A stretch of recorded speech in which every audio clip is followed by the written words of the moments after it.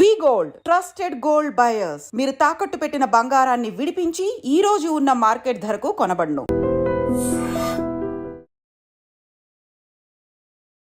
Problem ఏమైందంటే ఈ ఎఫ్డిఎన్ఎస్ ఆఫీసర్లు అందరూ ఎట్లుంటారంటే వాళ్ళకి H1B గురించి ఏమి తెలియదు. వాళ్ళకి ఎక్కువ రిటైర్డ్ FBI ఆఫీసర్ కానివ్వండి, ఇమిగ్రేషన్ కస్టమ్ ఎన్ఫోర్స్మెంట్ ఆఫీసర్ కానీ వాళ్ళని కాంట్రాక్ట్ మీద హైర్ చేసి పంపిస్తారు.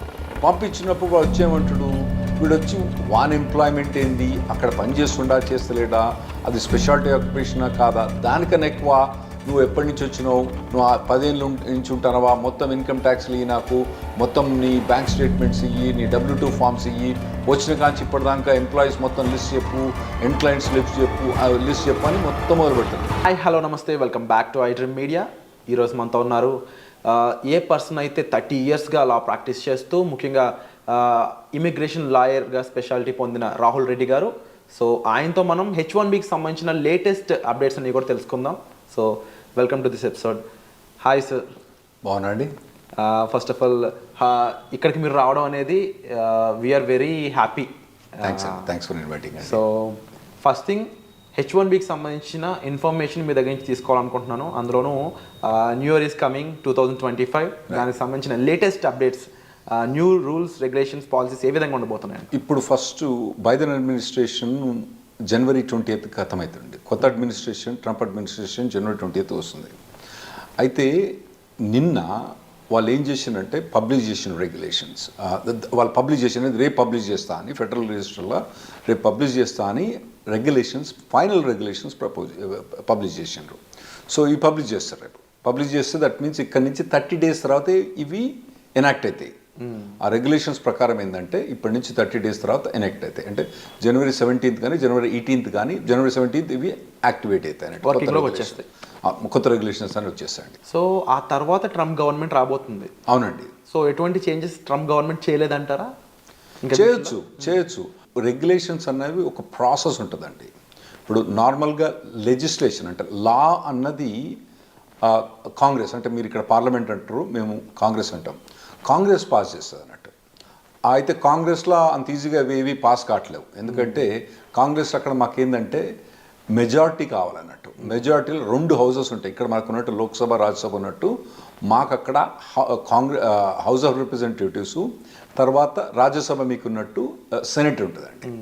అయితే మీకు ఇక్కడ ఏంటంటే లోక్సభలో, రాజ్యసభలో మెజారిటీ ఉంటేనే సరిపోద్ది. అక్కడ ఏంటంటే ఇప్పుడు ట్రంప్ అడ్మినిస్ట్రేషన్ వచ్చినప్పుడు మొన్నటిదాకా డెమోక్రాట్స్ మెజారిటీ సెనెట్లు ఉండే, కానీ హౌస్ ఆఫ్ రిప్రజెంటేటివ్ వచ్చే మటుకు రిపబ్లికన్స్ ఉండే.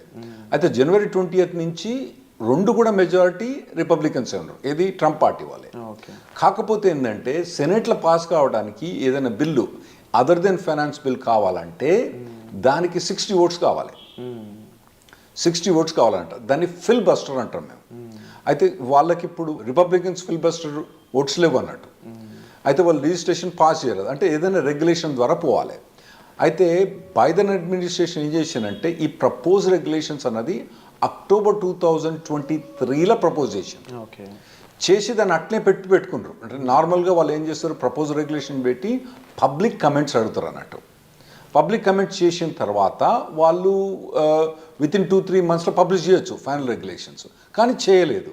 కానీ రైట్ నౌ అంటే ట్రంప్ వచ్చే ముందే దీన్ని పబ్లిష్ చేసి ట్రంప్ వచ్చే 3 రోజుల ముందే దీన్ని ఎఫెక్టివ్ చేసిందండి. దీన్ని ట్రంప్ అండూ చేయాలంటే చాలా ఇబ్బంది పడుతుంది అతను. ఓకే. సో ఒక రకంగా కష్టమనే చెప్పాలి. సో ఈ H1B రిక్వైర్మెంట్స్ అనేవి ఏ విధంగా ఉండబోతున్నాయి, ముఖ్యంగా జాబ్ సీకర్స్కి, అందులో థర్డ్ పార్టీ ప్లేస్మెంట్స్లో ఏ విధంగా ఉండబోతున్నాయి అంటారు? మనకు ఇప్పుడు H1B రెగ్యులేషన్స్ అనేది దాదాపుగా 30 years నుంచి మేజర్ మోడిఫికేషన్స్ ఏమి రాలేదండి. కొద్ది LCAలో కొద్ది మోడిఫికేషన్స్ వచ్చినాయని, కానీ ఈ మోడిఫికేషన్ మాత్రం రెవల్యూషనరీ మోడిఫికేషన్స్ అని చెప్పొచ్చు అన్నట్టు. 2010లో ఒబామా అడ్మినిస్ట్రేషన్ ఒక మెమో, అంటే దాదాపు ఎగ్జిక్యూటివ్ ఆర్డర్ టైప్ అనుకోరాండి, ఒక మెమో పాస్ చేసి దాని ద్వారా కొన్ని ఇంప్లిమెంట్ చేసడానికి ట్రై చేసిండ్రు. అప్పుడు కోర్టుల కేసు అయ్యి అవన్నీ అయిన తర్వాత మళ్ళీ 2018లో అడ్మినిస్ట్రేషన్లో మళ్ళీ ఏం చేసినట్టు వాళ్ళు ఏం చేసిండ్రు, మళ్ళీ ఇంకొక మెమో పాస్ చేసి వాళ్ళు ఏం చేసినారు, ఇంప్లిమెంట్ చేసినట్టు ట్రై చేస్తే కోర్టు కేసు పోతే ఆ కోర్టు కేసు ఆ మెమో మొత్తం తీసి బయటపడేసింది. అప్పుడు ఏమన్నదంటే కోర్టు ఒకవేళ గవర్నమెంట్ ఏదైనా చేంజ్ చేయదలుచుకుంటే ఏదర్ లా ద్వారా కానీ అంటే పార్లమెంట్ ద్వారా కానీ లేదా అంటే రెగ్యులేషన్స్కి ఒక ప్రాసెస్ ఉంటుంది అన్నట్టు, ఒక 2 year ప్రాసెస్ ఉంటుంది. ఆ 2 years ప్రాసెస్ చేసి దీన్ని రెగ్యులేషన్ తీసుకురావాలి. కానీ వాళ్ళు ఇష్టం ఉన్నట్టు ఒక మెమో పాస్ చేసి మొత్తం రూల్స్ చేంజ్ చేయరాదు అని కోర్టు జడ్జిమెంట్ ఇచ్చింది. అప్పటి నుంచి ఏం చేసినట్టే వీళ్ళు కంకణం కట్టుకొని ఏం చేసినారు, ప్రపోజ్ రెగ్యులేషన్స్ అనేది October 2023 ప్రపోజ్ చేసి ఇప్పుడు ఫైనల్గా పబ్లిష్ చేసిన అన్నట్టు. పబ్లిష్ చేసిన తర్వాత అంటే రేపు పబ్లిష్ చేస్తాను. ఇది పబ్లిష్ చేసిన తర్వాత వితిన్ 30 daysలో అంటే ఆ రెగ్యులేషన్స్ ప్రకారం మేము చదివినప్పుడు 540 పేజీలు చదివినప్పుడు అందులో ఏముందంటే ఇది 30 daysలో ఎఫెక్టివ్ అయింది. అంటే January 17th ఎఫెక్ట్ అయింది. ఇందులో మేజర్ చేంజెస్ మన తెలుగు వాళ్ళు అబ్జర్వ్ చేసేది ఏంటంటే కన్సల్టింగ్ కంపెనీకి పనిచేసేవాళ్ళు అంటే మనం నార్మల్గా అక్కడ మేము H1Bలను 3 divisions చేస్తామండి.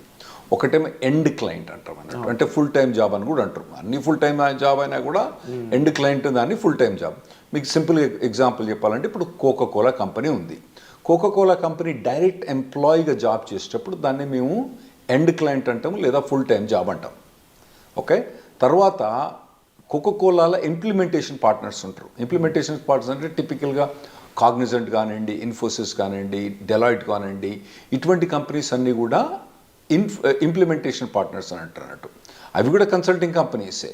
ఓకే, సో వాటిని ఇంప్లిమెంటేషన్ పార్ట్నర్స్ అంటాం మేము. ఆ తర్వాత ఏమైందంటే కన్సల్టింగ్ కంపెనీస్ అంటాం అన్నట్టు. అంటే చిన్న కంపెనీ, ఒక ABC కన్సల్టింగ్ కంపెనీ ఒక ఇండివిజువల్ని కోకోకోలా ప్లేస్ చేసేటప్పుడు ఏం చేస్తుంది, ఫస్ట్ డెలాయిట్ దగ్గర కాంట్రాక్ట్ తీసుకొని డెలాయిట్ మళ్ళీ ఆల్రెడీ మనకు కోకోకోలాతో కాంట్రాక్ట్ ఉంటుంది కాబట్టి దాన్ని అంటే ఒక లేయర్ ద్వారా కోకోకోలా పెడతారు అన్నట్టు. ఇప్పుడు ఈ కొత్త రెగ్యులేషన్స్ ప్రకారము ఈ ABC కన్సల్టింగ్ కంపెనీకి పనిచేసే ఎంప్లాయీస్కి మాత్రం ఆ H1B ఫైల్ చేసేటప్పుడు చాలా ఇబ్బంది అయ్యే ఛాన్స్ ఉందండి.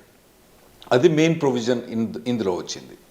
కొన్ని చిన్న వేరే ప్రొవిజన్స్ ఏమున్నాయంటే F1 వీసా వాళ్ళకు కొద్దిగా ట్రాన్సిట్ అంటే వాళ్ళకి ఆల్రెడీ జాబ్ ఉండి H1 మూవ్ అవడానికి ఏమి ఇబ్బంది లేకుండా కొద్దిగా బెటర్ చేసిండ్రండి ఇంప్రూవ్మెంట్.